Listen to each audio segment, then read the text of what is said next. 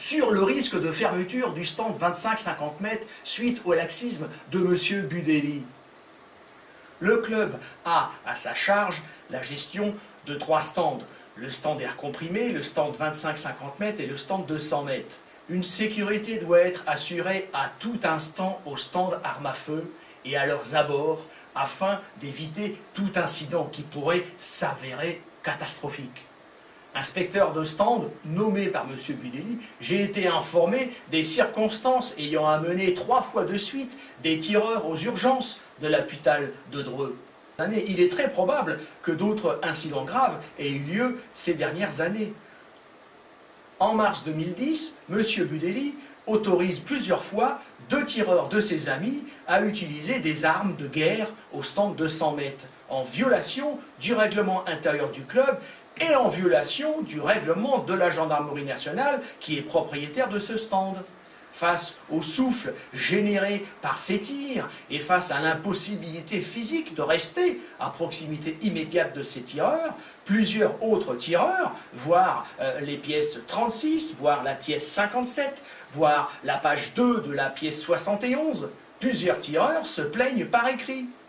De plus, dans la pièce numéro 7, messieurs Derouet, père et fils, informe M. Boccarelli que ces incidents ont été signalés aux gendarmes mobiles par le vice-président Guillaume. Le stand de 100 mètres est ensuite fermé par la gendarmerie. Un stand étanche aux balles. Étanche aux balles. Il faut regretter que, malgré mes alertes, des projectiles sortent bien trop souvent du stand 25-50 mètres, ce qui met en péril les passants et l'avenir de ce stand. Le stand 25-50 mètres est dans un état délabré. J'ai toujours regretté dans mes écrits la présence de gravier, la présence de morceaux de trottoir sur la butte de tir, de barres de fer présentes partout, voire la pièce numéro 5. On pourrait conclure que tout est fait pour faciliter la sortie des balles.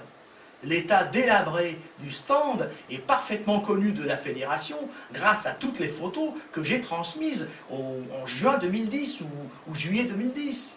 Un rapport d'homologation du stand réclame la mise en place d'un extincteur, d'une trousse de secours et d'une seconde porte, le stand pouvant accueillir plus de 100 tireurs lors de certaines rencontres officielles.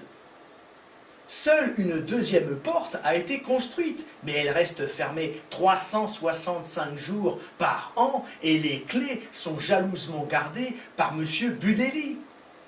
Le 26 septembre 2010, j'apprends de la bouche d'une dizaine de promeneurs les sorties répétées sur 3 dimanches de suite de projectiles. Le 12 septembre précédent, une balle brûlante tombe au pied d'un passant. Inquiet sur l'avenir de ce stand, je me rends le 10 octobre 2010 sur la zone de l'hippodrome, distant de 200 mètres du stand. Alors que les balles sont censées ne pas sortir du stand, je trouve rapidement des projectiles sur la pelouse.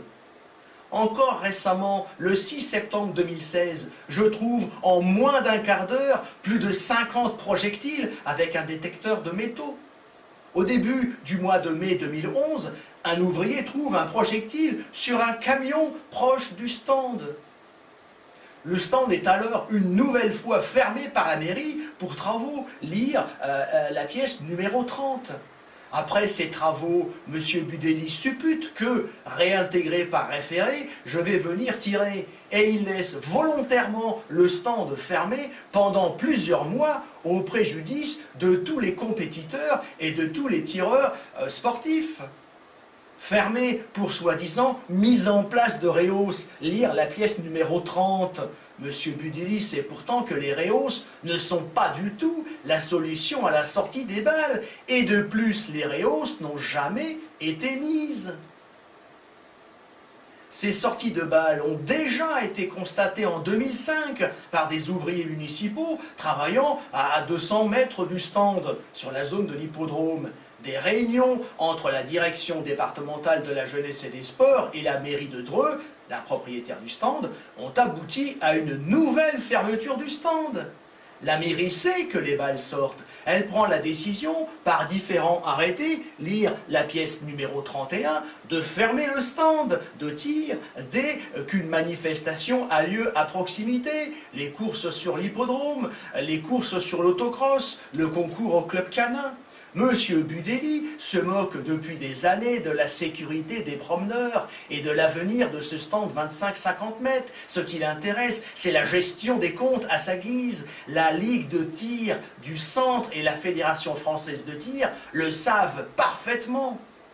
Suite au combat physique effectué en 1994 ou en 1993 par M. Robert Ferrando pour défendre les armes du club contre des voyous armés, un volet d'occultation a été placé en 1994 derrière la porte du stand. Ce volet est, avant 2010, reconnu plusieurs fois bien insuffisant par M. Guillaume, puis considéré par lui totalement insuffisant dans son rapport de 2011.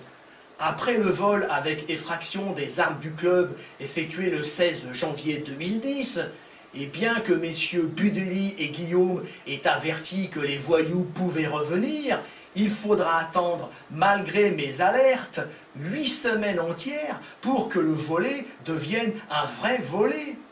En septembre 2010, Monsieur Guillaume et moi-même, Monsieur Guillaume m'a invité au stand, Monsieur Guillaume et moi-même, nous constatons, comme chaque week-end, voir la page 2 de la pièce 69, nous constatons la porte du stand grande ouverte et la présence dans le stand de 4 jeunes gens regroupés près des armes et qui n'ont rien à faire dans le stand.